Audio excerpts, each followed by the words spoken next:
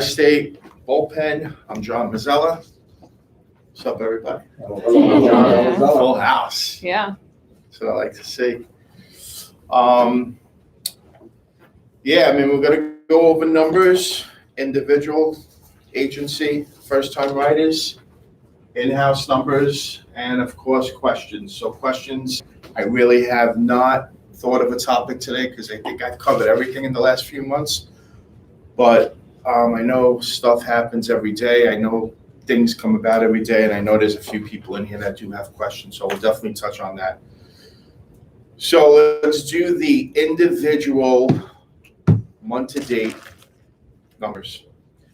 Number 20, Steve Plord, 14,836. Danielle Byrne, 14,855. Justin Morgan, 15,286. Orlando Payne, 15,361. Benjamin Roberts, 16,530. Corey Williams, 16,572. Kikoa Kane, 16,684. Mindy S, 16,957. Cynthia Sitting, 17,709. Matthew Bosch, 18,050. Mario G at number 10, 18,371. John Mazzella, 18,913 at 9. Theodore Ingram, 20,051.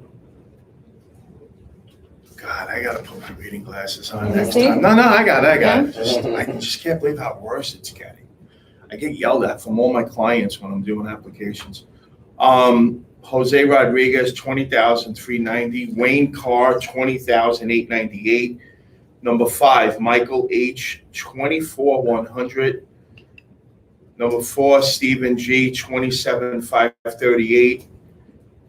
Quincy K, 30,635. Number 2, Christopher Wasserman at 33,649. And number 1, JP, Jonathan Porcina, 49,552. Let's give him a big round, guys. Top issue paid agencies, week 2 for March. Dynasty, Gemma Thomas, 12,657. Carlos Reynoso, 29,222. Stephanie Kova, 36,937. Francis Doherty, 40,062. Jeff Lute, 41,543.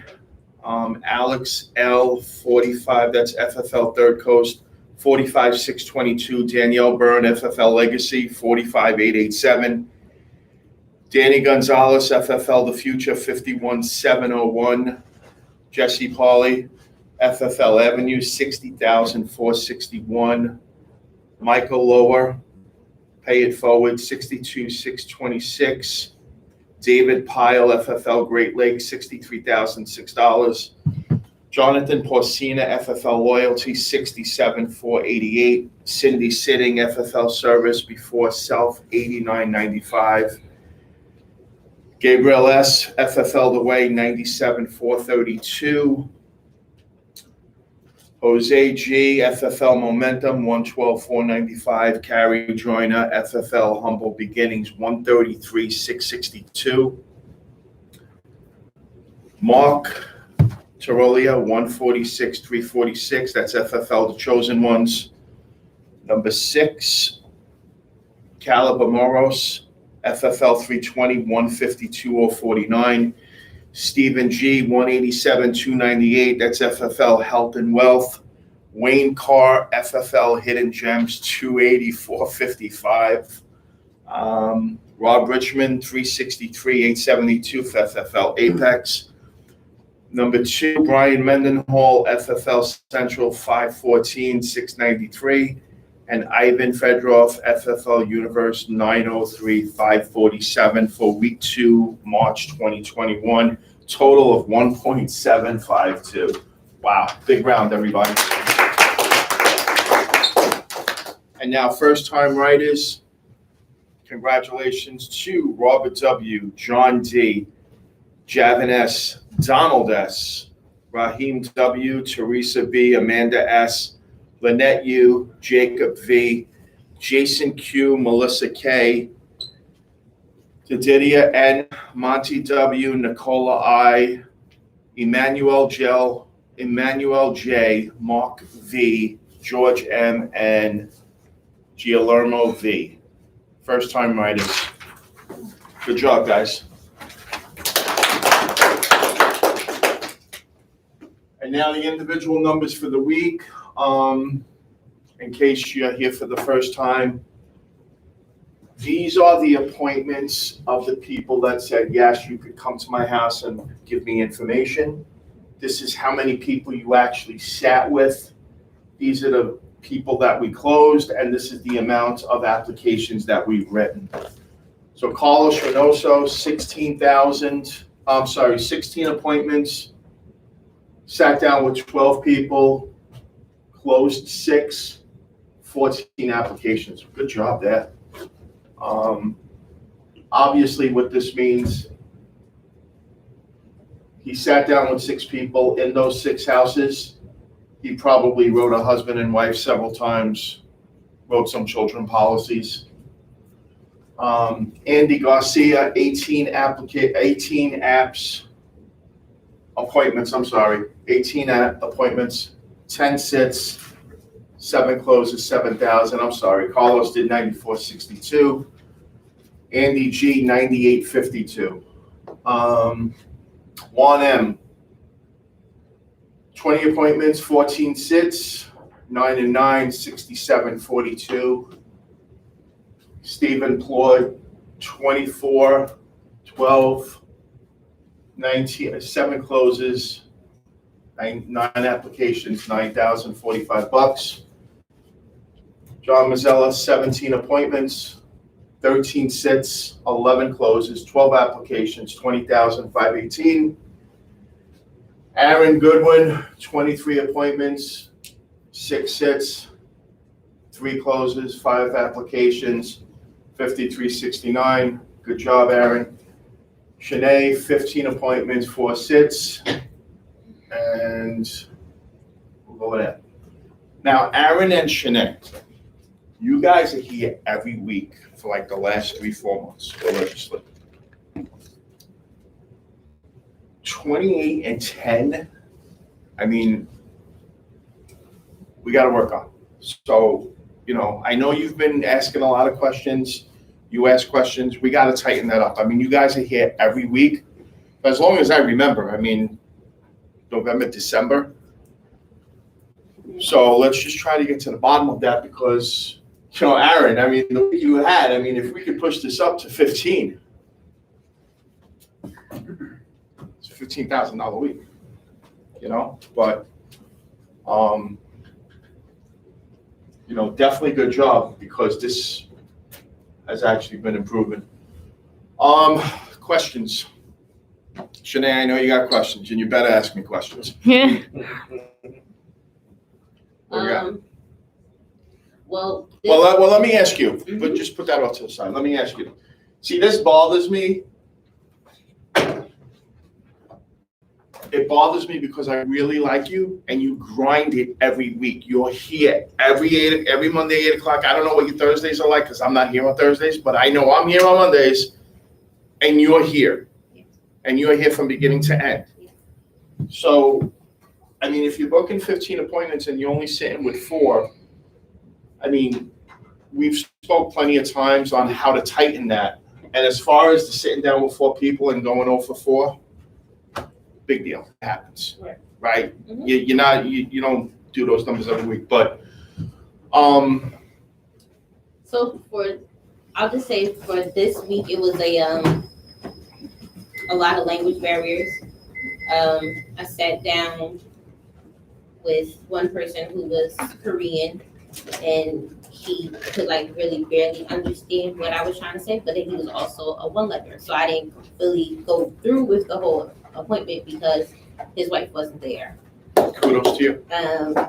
Another lady we had to communicate via text message because she spoke Spanish.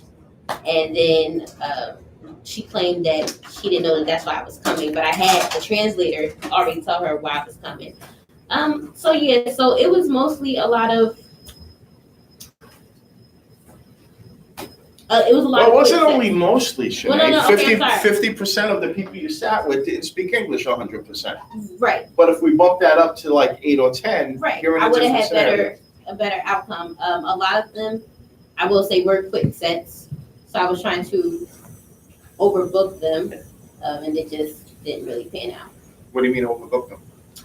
Because they didn't sound like they were really going to be there. So I still went. They weren't there. And then Did you go back another day or another time? Well, what I did was I door knocked in between, and then I would go back a little later, and they still weren't there. And a lot of them, they were in apartment buildings, so I couldn't get in. Gotcha. I know the trick, but it still didn't work. No, listen, I get it. I get it. I mean, listen, you're gonna have weeks like that. It's, I see your numbers every week, and that's not you. So I'm not gonna kill you, but unfortunately, I got to kill you here because I care. Just got to make it happen. Yes. And don't be afraid to talk to people. I know some people want to just say, but it's not about booking the appointment. It's about how firm that appointment is. Like, I'd rather have 10 appointments where I know these people are really, really looking forward to me coming to their house, as opposed to 30 appointments where a majority of them are just going to forget me or hit or miss. Like, right. I'd rather have 3 good friends in my life as opposed to like 30 friends. Okay. What am I doing with 2,200 friends on Facebook is beyond me, but I'd rather have my inner circle, and that's how I am with my appointments. I mean, I never do 30, 35 appointments. Never. Never. I just do 20. I sit down with a majority of them, and that's why I do the numbers that I do, because I sit down with a majority of them, and I know I'm going to close the majority of them. Are there days that I go 0 for 6? Yeah, but, Aaron. Yes, sir. You ask questions every week. Don't stop now. I'm only 10 minutes in. So for me, in terms of the appointments to sit, I'm running, like Sinead, a lot of apartment buildings. I'm getting screened at the door, Okay. the kids, the auntie not here, this, that, and the other thing, no problem. For me, I need to get better at, once I ask my questions and get to presenting my options, I have to get better at that. Well, let me tell you, for all of you, I mean, you all don't notice, but Aaron actually drove nearly 2 hours to come to my house on Thursday. Okay, he was going to come to the office. He called me early in the morning, and he's like, "Yo, man, you're going to be in the office? I want some help with some mortgage in-home." I says, "I'm not going to be at the office, but you're more than welcome to come here." Because I had no intentions on working this weekend. I just wanted to kick back and relax, and I think I deserve it. So I had no intentions on making appointments on Thursdays for Friday or Saturday or Sunday. But, I told Aaron, I said, "Dude, come to my house. I'll help you." So we sat down from whatever it was, like 8 to 12, 8 to 11, whatever it was. I mean, we worked for 3 hours. He booked a bunch of appointments. He learned a lot. By the way, how'd you do on those? Yeah, I got rescheduled twice. I wrote about 2,400 for the weekend. And when did you go out? Saturday and Sunday? Mostly Saturday. Appreciate you. So, again, guy comes in here every week. He asks us questions. And like I tell everybody, like, some people it takes days, some people it takes months, some people it takes like weeks. But eventually, if you just stick with the program, if you come in on Monday and Thursday, and you just book your appointments and you just listen and learn, you're gonna succeed. It's just a matter of whether it's gonna happen in a couple of weeks or whether it's gonna happen in a couple of months, but once it starts rolling, it starts rolling. So, good job to you, Aaron. Appreciate it, thank you. Um, Appreciate your help. No problem. Anybody else? Yeah, I have a question. I sat with a guy on last week, and he was in a trailer park, and they didn't have internet connection. And I know you mentioned bringing a paper application with you, which I didn't do. I didn't have hotspot either, and he didn't have Wi-Fi. That's the reason why I use pay apps. Yeah. Okay. So well, that's what I was going to ask you. So, in regards to the paper app, how does that work? So I would just have him fill out the paper app. Well, it depends on what carrier you're writing. Let's start from the beginning. What was the intent? What were you looking to do? Well, he final expense insurance. I got him $10,000 worth. What time of the day was it? What day was it and what time was it? I think it was Wednesday at around 2:00. Okay, Yeah, so there's no internet, right. there's no paper app. No. You have a cell phone, right? Yeah. Okay, how was this helped? He was in very poor health. Such as? Well, he had a broken neck. He had a brace on his neck. That was coming off in a couple of months. But he smokes. Say he smokes 2 packs of cigarettes a day. Does he plan on quitting anytime soon? I know the answer's probably no, but I gotta ask. Yeah. Well, Is that yes or no? America's got that 4-year thing, right? 3 years. Yeah. I didn't ask him that if he planned on quitting. He didn't look like he planned on quitting anytime soon. Don't assume, just ask the question. Right. Do you plan on quitting anytime soon? No? Okay, next. What other issues did he have? Any heart attacks, any strokes, any cancer? No, he didn't have any of that. How was his height and weight? He was about maybe 5'10". Did you ask his height and weight? Yeah, I did. I had it written down. Any medications? No. So why wouldn't you go with Eagle Premier? Well, that's what I'm going with. But my question is, in terms of doing the actual application. There is no paper app for Eagle, right? There's no paper app for Eagle. They just give you what's called a worksheet. So you could just jot down all their information and that goes in your file. So you can't do an electronic application because you have no Wi-Fi. You can't do a paper app because America doesn't have an e-app anyway. But if you're in a situation like that, you just. Is that with Mutual of Eagle. Omaha the one you're saying, Eagle? Is that Mutual? No, that's America. Oh, I mean America. Yeah, America. The reason why I asked you what time was it, what day was it, because I can't call up America on a Saturday afternoon or Sunday afternoon or 8 o'clock, 9 o'clock, 7 o'clock at night and do an e-app with them over the phone. Oh, so you're saying in that situation you'd actually call them? Yeah, there's 2 ways you could write an application with America Eagle. Phone interview or electronic app. Okay. So there's always a way to get by it. You just have to know what carriers you're gonna go through and what rules. But every underwriter should have a book with all the paper apps in it, just so you know what the questions are.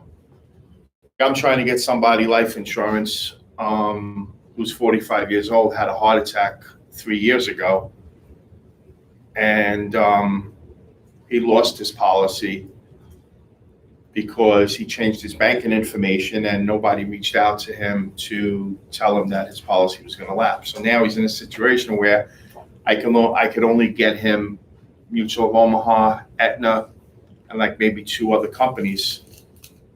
So just have an idea where you want to go and just know who's around. So you sat with that guy? I did. And why did you not write an app, or why did you not do anything with him?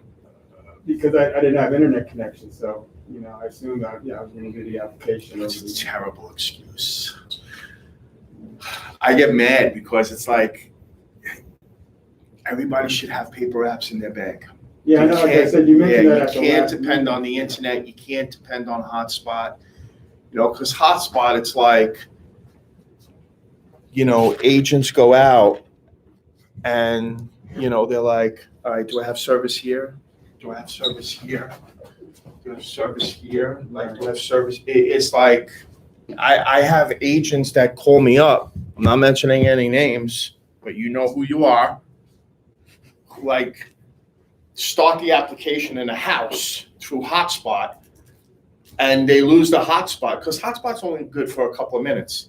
And then halfway through the application, they get up and they go into a local library with the client. I'm like, dude, you're out of your skull. Like, what's wrong with you?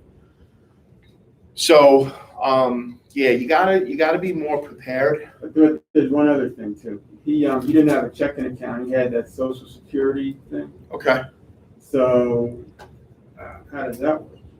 Again, underwriting guidelines. You got to go through all the carriers that you contracted with, read the applications, and we have a cheat sheet that tells you what carriers to go to if they don't have a credit card. So if they have a Social When Security you say card, credit card, you mean banking account, right? no, just a regular. There's banking account with check and routing, right? And then there's debit card / credit card, where it's just the 14 numbers and the. Well, that he has. And then there's the direct access Social Security card, the green card. Okay. So those are the 3 too. And I know a majority of the carriers don't take credit cards or debit cards. It's just checking information. Right. You know, but yeah, you just got to know what carrier to go to. I mean, that's what makes good underwriters. But if you do not have everything in your bag, it's like going to a fight. You know, it's like going to war and not having any bullets. It's useless. You got to be totally prepared. Like when I go to houses, Aaron, I go with 2 bags. I go with my paper apps and I go with like my laptop bag. Like I'm starting to realize I gotta take a second back. people are like, dude, really? Yesterday. And then I know on the flip side, there are people like Wayne Carr who just go in with just like, you know, a pen, you know, a laptop. But I'm totally prepared when I go into a house because I don't ever want to leave a house where I have to say, hey, I got to come back because I don't have this paper app or I don't have this or I don't have that. Has it happened before? Yes, it happens. You know, did I get myself back in the door? Yeah, but kind of look unprofessional. But then again, the old school way was people used to fact find first, right? They used to go in a house, get all the information. All right, you know, we'll come back in a few days. Let me just go back to the office and see what we get for you. But you got to just put yourself in a much better situation and just know who's going to take debit cards, who's going to take credit cards, who's going to take direct access cards. Should I? Anything? Yes. So what in your opinion, what would be like a good lead strategy for people starting out? Like a mix of leads? You're going to put me on the spot, right? No. In front of everybody? We had this conversation in private. I'll be truthful. I mean, you always have to mix it up. So on the internet leads, we all know what they are. It's tougher because we're not the only ones calling them. So if you do 100 of those, you're lucky you're going to get 10, 15 people to talk to you. On the mortgage leads, which we had spoke about, but you did the old final expense, right?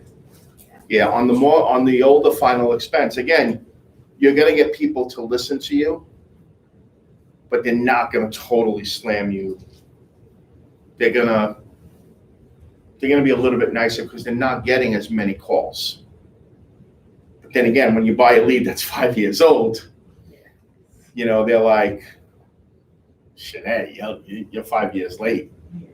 So just let's have that conversation later. But yeah, you should be mixing up your leads with instant internet leads, final expense leads, and mortgage leads. On the mortgage leads, whether they're 1 month, 3 months, 6 months, there's a lot of those people that were not getting mortgage insurance because they don't know what their bills are, they weren't getting calls, whatever the case may be. I mean, some of those people sent the information in, but they never got attended to. So those are definitely good leads to call. Aaron? So I did last week. I did a bunch of door knocks, and I've actually I was able to set a couple of appointments this week coming up But what I'm finding is if I catch someone at home and I tell them, listen, I don't have some time right now, can we set up something for, Tuesday or Wednesday? They want to ask me 4 or 5 questions about what this is, what does it do? Well, time out. First of all, what are you door knocking? Are you door knocking internet leads or? I'm doing like anybody who I haven't spoken to. Older leads, internet leads, everything. I personally, I don't do that. Uh, I don't door knock anything other than mortgage protection leads or mailers.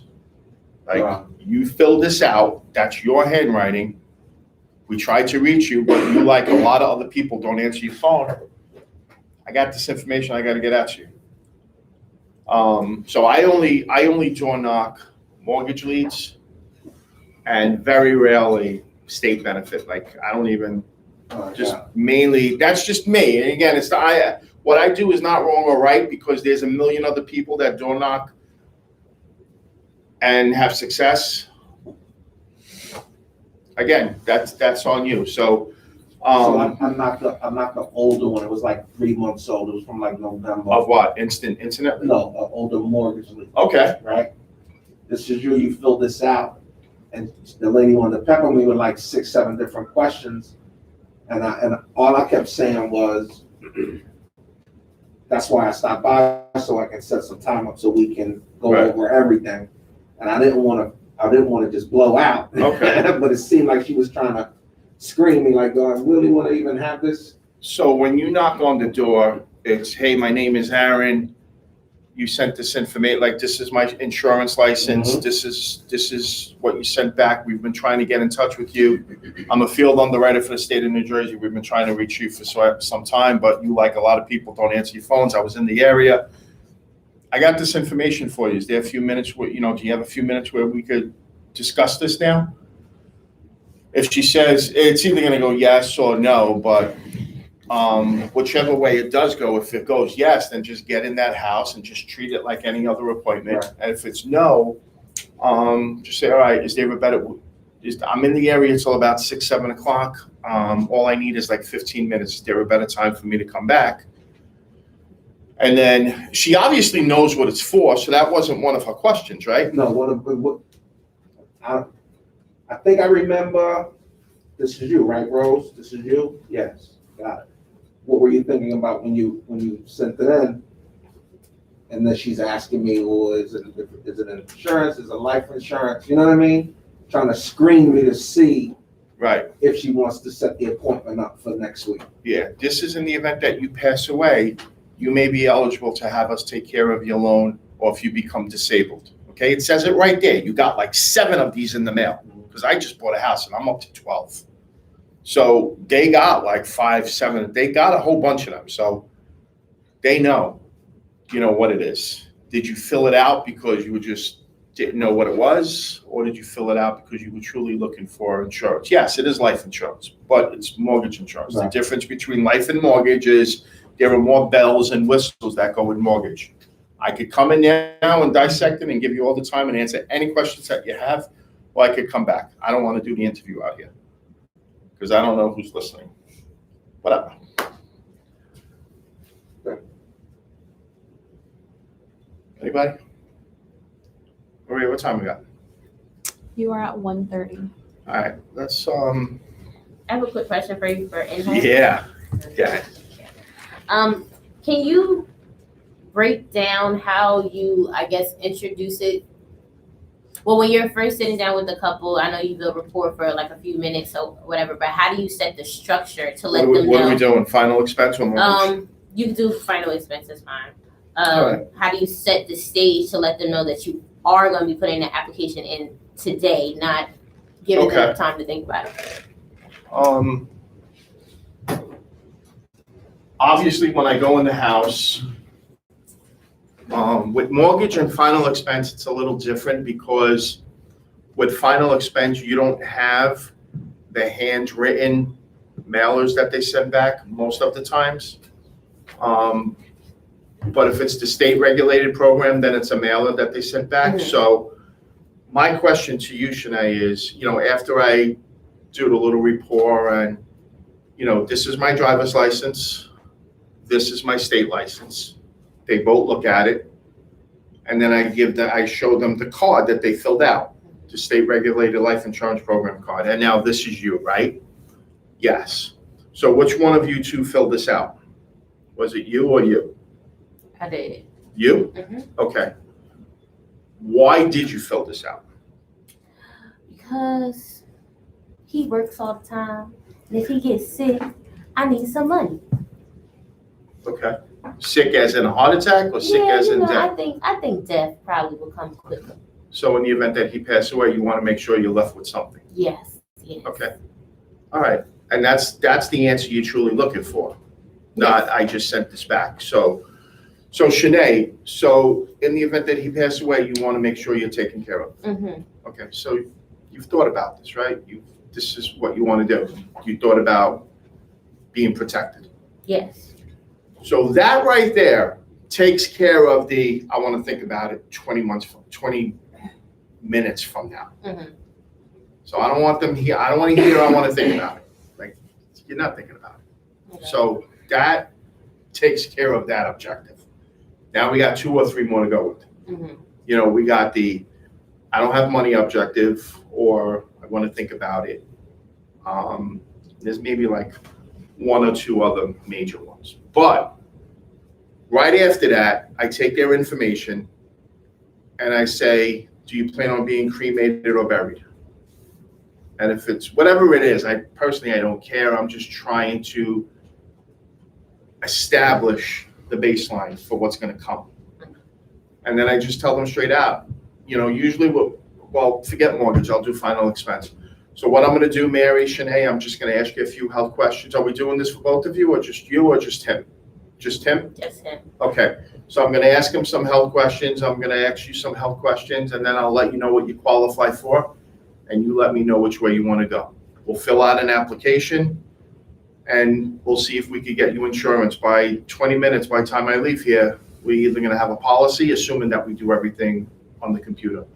In 20 minutes, I'll have him insured. So if he dies tomorrow, God forbid, you'll be protected. Fair enough? Yes. So I guess it's it's how you establish it in the very beginning, Mm-hmm. where you just let them know, why did you fill this out?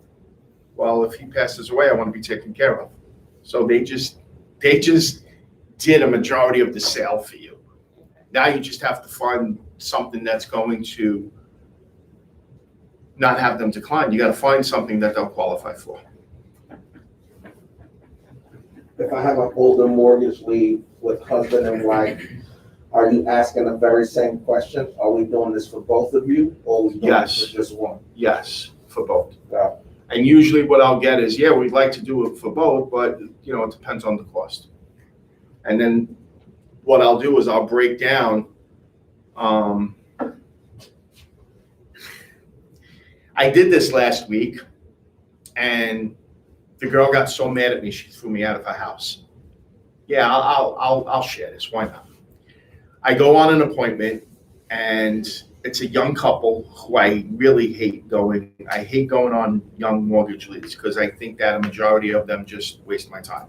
Again, that's just me. What I do, I've said this to you guys in the boardroom earlier. Like, what I do, don't listen to me. I'm a bad example. I asked her the question, like, how much money do you make? Because she wanted to do it for both. She makes $30,000, he makes $70,000. And I said, what is it going to look like if he were to pass away tomorrow? And her kids were running around. She's like, how dare you speak to us that way? I'm like, look at it. I actually looked around like, what? She's like, my kids are here. God forbid, how dare you? So I'm like, I'm not saying, and this is exactly what I said. I swear, I'm not selling you a TV. This is real. This is like, death is going to happen. It's just, is it going to happen tomorrow, or I'd like you to leave right now? I'm like, okay. Good luck. And I got up and I left. She texted me. I don't even want to show you what the text says, but she's like, very unprofessional of you. I was actually really, really chapped that she went that route, but I break it down. I'm like, what is it gonna look like when there's only your $30,000 salary coming in, or it's only your 70? And it's, that's the financial inventory. How much money do you make now? How much money do you make now? God forbid he passes away sooner than later. Do you get 100% of his Social Security? No, we didn't do that while he was working. So you went the cheap way, so you get nothing? Yes. Okay, great. So you get nothing. Yes. So we have to do this insurance, is what you're telling me. Again, you're sort of saying things without really saying it. Like, Aaron, you really need to get this insurance. We just have to figure out which way you're going to go. But you don't want to seem that, you don't want to say it that way because you don't want them to think that they're being sold. So what I do is I just try to paint the picture. Like, what is it going to look like when this salary is not here with us? The guy can live till 100. If he does, great. But we all need car insurance because if I get into an accident, I want to know I'm taken care of. If you die tomorrow, which could happen, you want to make sure you're taken care of. So yeah, just break down the financial inventory between both parties and see what it's going to look like without this. And don't be afraid to say, hey, assuming he dies, do you get his Social Security? Yes. Do you get all of it? Do you get 75% of it? All right, how much do you get? All right, so he dies, your Social Security goes, you get 75% of it because he makes more. All right, so now you're living on, instead of 80,000 for both, now you're living on 45,000 for just you. Can you afford to stay here? What does it look like? Are you going to sell the house? Because if you're going to have to sell the house, then I'm going to tell you, you don't need to insure the whole amount. You just need a small portion. There's so many ways you could go. I guess you just got to know what it looks like. But yes, I do break it down for both because I really need to know what it's going to look like when he passes away. So you just asked about Social Security, if you get all of it, if you get 75% of it. So again, I'm learning and I'm just starting to do the mortgage protection. So how do I know if I pass away, my wife is only going to get 50% of my Social Security number? Are you talking about your wife right now? No, or are you saying in general? And if I'm in an appointment with someone's 68, someone's 70, they're both on Social Security. How do I know if one person passes away, what percentage the other person's gonna get? You have a male and a female. Female makes $3,000 on Social Security a month. Guy makes $5,000 on Social Security a month, right? Mm-hmm. When he dies, her Social Security goes away because she's going to collect the heavier of the two. Okay. All right. So now the next question is, while you were working, did you put in more money for Social Security where they give your wife 100% of all your Social Security, whatever your Social Security is? Or did you put in X amount of dollars where she only gets 75% of it? Or did you not donate enough or anything where she gets nothing? Which is very, very rare. Gabish? Yeah, I didn't even know you could do that. What do you mean you didn't know you could do that? So like when I was working, I had an option to put more money into Social Security for my wife. Well, you could contribute more money for Social Security. Yeah. Yes. Yeah. You could contribute here or you can contribute here. If you contribute here, that's more money that she gets when you pass away. If you contribute here, that's less money that she's going to get. Understood. Yeah. Okay. So, yeah, I mean, when you go into a house, you want to know, is he going to get all of his Social Security that he's getting now, or are you going to get like half of it? What is that income going to look like? And they know, like, what does the income look like now? Okay, it's at 90,000. Okay, so if he dies tomorrow, that income is only going to be 45,000. Okay. Anyone?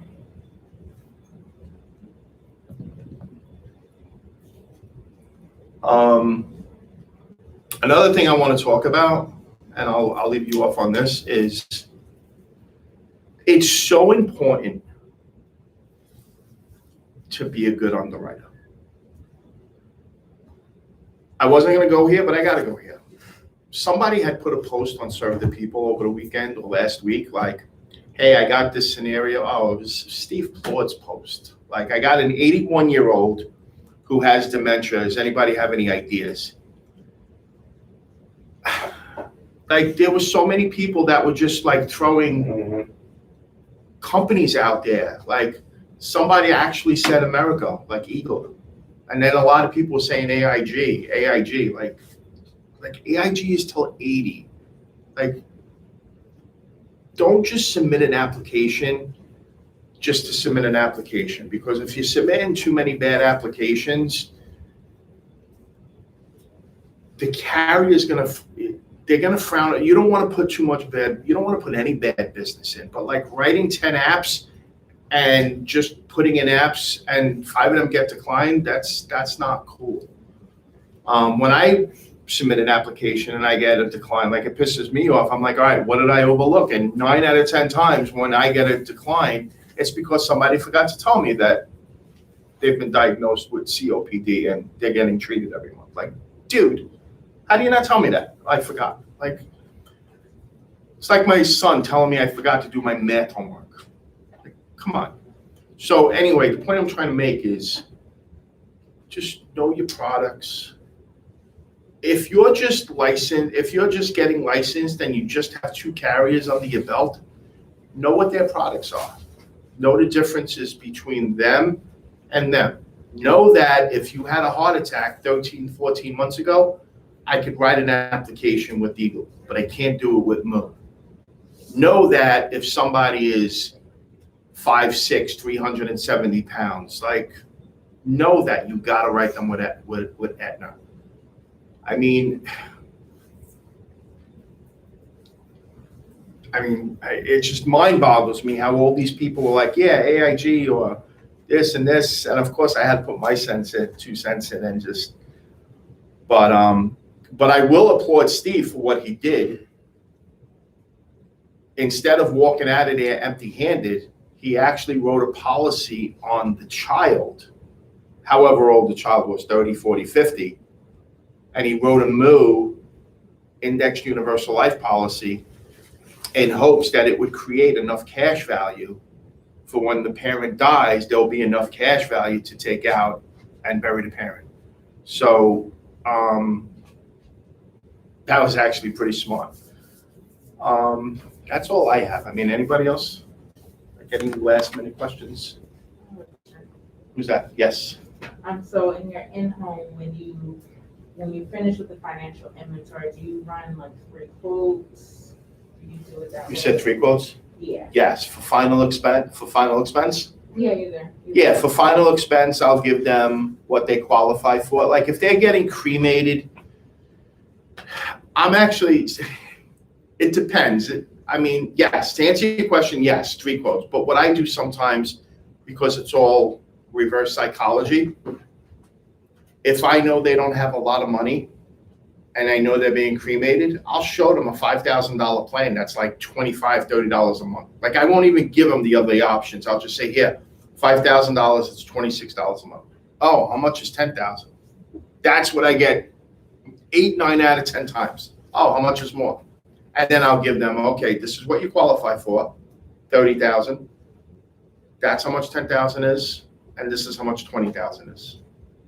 And then they'll usually 9 out of 10 times get more. And then there are some times where, again, it all depends on where you go. But to answer your question, keep it simple. Yes, 3. If they're being cremated, I do like 10,000, 30, do like 30, 20, 10. And do you ask them what they're willing to pay a month? No. What they want? Absolutely not. I just give it, I don't, because you should have an idea of what their budget is based on their annual income or their monthly income that they gave you when you did the financial inventory 5 minutes ago. I mean, if their income is $800 a month, you're not giving them a $30,000 Amerigo policy that's going to cost them $250 a month. Yeah. You just have to know, give them something where you're not going to get thrown out of the house. So if they're being cremated, I go to bare minimum, like 5,000. But what about like the term life? Because my only experience in a home was actually in term, and I thought it was really final expense. But there's such a huge range of money and different prices. Like, how do you know?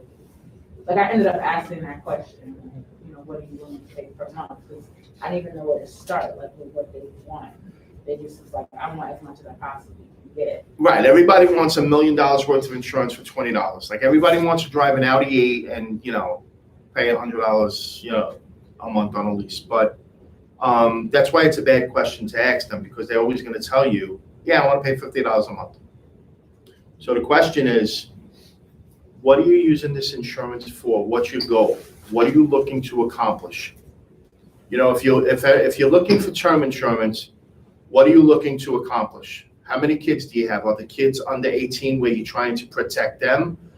Is your wife still working where you need to protect her? Or is your wife not working where you need to protect her and, you know, give her the extra income?